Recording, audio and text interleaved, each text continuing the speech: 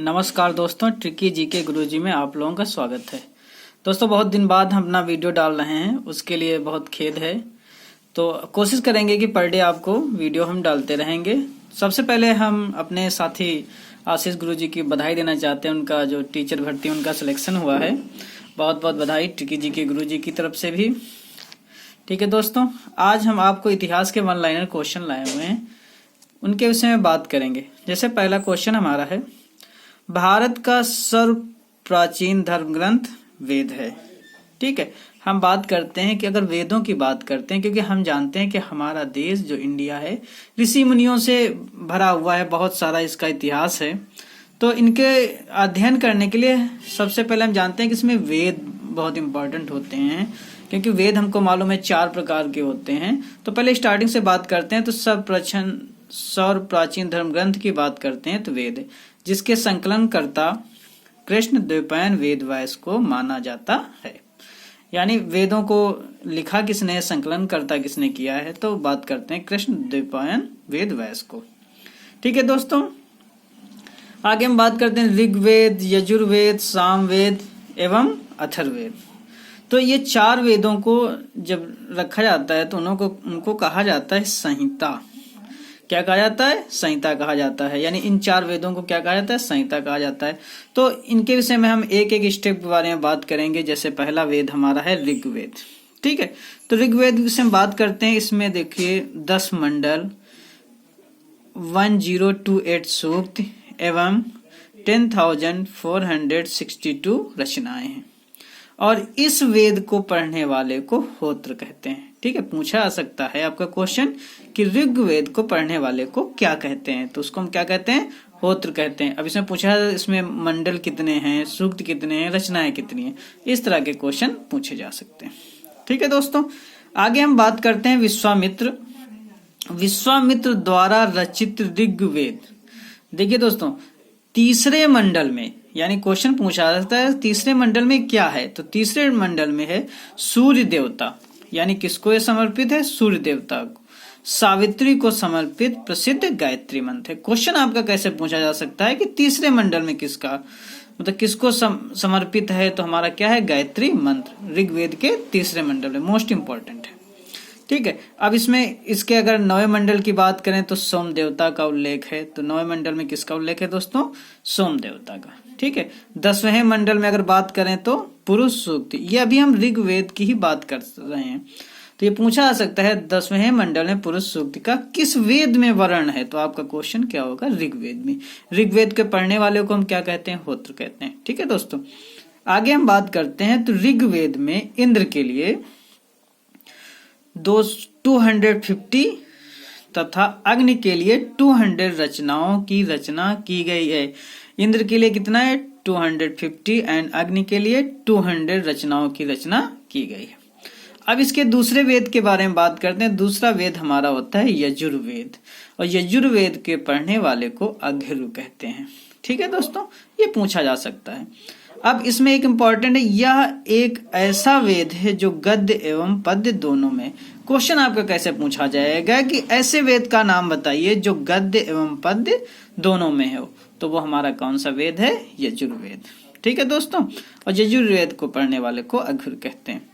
आगे बात करते हैं तीसरे वेद के बारे में। तीसरा वेद होता है सामवेद, उद्धार्थ। इसके पढ़ने वाले को कहा जाता है, इसे भारतीय संगीत का जनक कहा जाता है। यानी अगर संगीत या म्यूजिक की बात करें तो म्यूजिक का सर्वप्रथम उल्लेख हमारा सामवेद में ही मिलता है।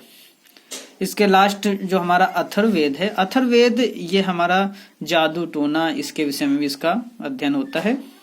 इसमें इंपॉर्टेंट क्वेश्चन पूछा जा सकता है कि इसमें सभा एवं समिति को प्रजापति की 2 पुत्रियां कहा गया है। सभा एवं समिति को प्रजापति की 2 पुत्रियां कहा गया है किस वेद में? ये क्वेश्चन पूछा जाता है, अथर्ववेद में कहा जाता है। ठीक है दोस्तों, अब आगे बात करते हैं सबसे प्राचीन वेद की बात करते हैं। सबसे प्राचीन वेद यानी हमारा ऋग्वेद होगा, और सबसे बाद का वेद अगर बात करें तो अथर्ववेद। यानी क्वेश्चन आपका पूछा जा सकता है कि सबसे प्राचीन वेद का क्या नाम है, तो ऋग्वेद, और बाद का वेद का नाम है Atharvaveda.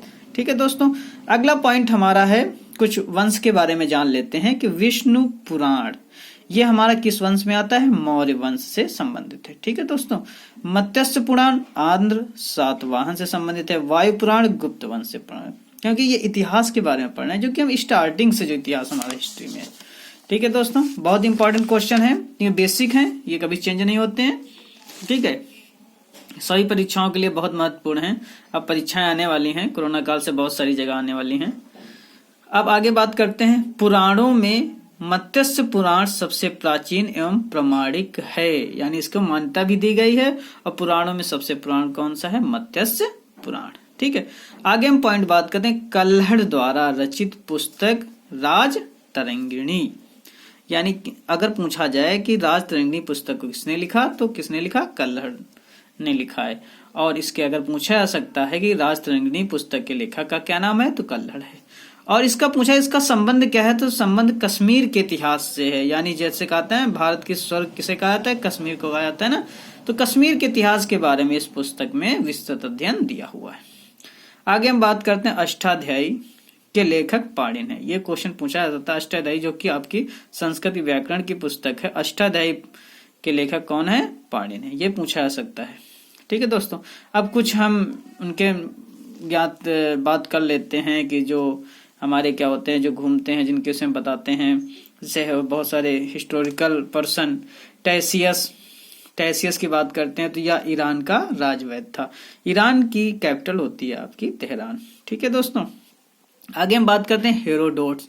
This is most important, क्योंकि हिस्ट्री की बात कर रहे हैं, तो इसे इतिहास का पिता भी कहा जाता है। किसे कहा जाता है? हेरोडोट्स को इतिहास का पिता भी कहा जाता है। इसकी पुस्तक क्या है? हिस्टोरिका इसकी पुस्तक जो लिखी गई है, किसने लिखा? हेरोडोट्स ने लिखा गया है। अब आगे बात करते हैं मेगास्थनीज की। मेगास्थनीज, इसको पर्यटक को बात करते हैं, बहुत ही महत्वपूर्ण है। यह सेलुकस निकेटर का राजदूत था, जो चंद्रगुप्त मौर्य के राज दरबार में आया था। किसके दरबार में आया था? चंद्रगुप्त मौर्य के दरबार में। कौन आया था? मेगास्थनीज। इनकी पुस्तक का क्या नाम है? Indica. This is most important. ठीक है दोस्तों, अब बात करते हैं टालमी की। इसने दूसरी शताब्दी देखिए, जान लीजिए, भारत का भूगोल नामक पुस्तक लिखी। क्या लिखा? भारत का भूगोल। भारत का भूगोल से संबंधित आप लोग समझ रहे हैं कि यानी भारत के भूगोल के बारे में बताया गया है, यानी इसका क्षेत्र कैसा है, इसके विषय में टालमी ने बताया अपनी पुस्तक भारत का भूगोल में। आगे हम दूसरे बात करते हैं प्लिनी की। इसने प्रथम शताब्दी में, दूसरी शताब्दी में उन्होंने लिखी थी, इन्होंने प्रथम शताब्दी में लिखी थी नेचुरल हिस्ट्री नामक पुस्तक लिखी। ठीक है दोस्तों, आगे हम बात करते हैं कुछ पुरातत्व से संबंधित साक्ष्य से मिलने वाली जानकारी। देखिए, पुरातत्व मतलब ये होता है कि यानी कि जो खुदाई से जो चीजें प्राप्त होती है, उनसे पता चलता है हमें क्या कि उनका जीवन काल या रहन सहन कैसा होगा। तो यहाँ पर हम बात करते हैं 1400 ईसा पूर्व। 1400 ईसा पूर्व के अभिलेख की बात करते हैं, तो अभिलेख का नाम था बोगाज कोई। और बोगाज कोई में वैदिक देवता मित्र, वरुण, इंद्र और नासत्य के नाम मिलते हैं। तो किस अभिलेख में? बोगाज कोई में। किस ईस्वा में? 1400 ईस्वी पूर्व में। ठीक है दोस्तों, अब आगे बात करते हैं, सर्वप्रथम भारतवर्ष का जिक्र हाथी गुम्फा अभिलेख में है। किसका जिक्र है? भारतवर्ष। ये मालूम है ना कि आखिर इतिहास हमने बताया कि हमारे हिंदुस्तान का इतिहास बहुत पुराना है, तो भारतवर्ष का जिक्र हाथी गुम्फा अभिलेख में है। ठीक है दोस्तों, आगे हम बात करते हैं सर्वप्रथम भारत पर, यानी भारत पर सर्वप्रथम आक्रमण किसने किया था, इसकी जानकारी हमें कहां से प्राप्त होती है? तो हूण आक्रमण की जानकारी भीतरी स्तंभ लेख से प्राप्त होती है। कहां से प्राप्त हुई दोस्तों? भीतरी स्तंभ लेख से, क्योंकि पहली बार जब भारत पर आक्रमण किया गया था, किसने किया था? हूण आक्रमण। आगे हम बात करते हैं सती प्रथा। देखिए, सती प्रथा एक बहुत ही खतरनाक प्रथा थी। इसको मतलब कहाँ लिखित साक्ष्य क्या होता है, इसमें क्या होता है कि यानी पति की मृत्यु होने के बाद उसको चिता पर जला दिया जाता है, उसको भी जीने का अधिकार नहीं था। ये बहुत ही खतरनाक प्रथा थी। और इसका पहला लिखित साक्ष्य, यानी किसी भी साक्ष्य को यदि आपको बताना है कि यानी कि हम ऐसा है कि हमारे पास इतनी डिग्री है, वो नहीं मानिए, आपको लिखित में देना होगा, लिखित ही मान्य होगा। तो सती प्रथा का लिखित साक्ष्य एरण अभिलेख में प्राप्त होता है। This is most important question है। और उस वक्त के शासक थे भानुगुप्त, और एरण अभिलेख से प्राप्त होती किसका? सती प्रथा के लिए। दोस्तों, आज के लिए इतना ही।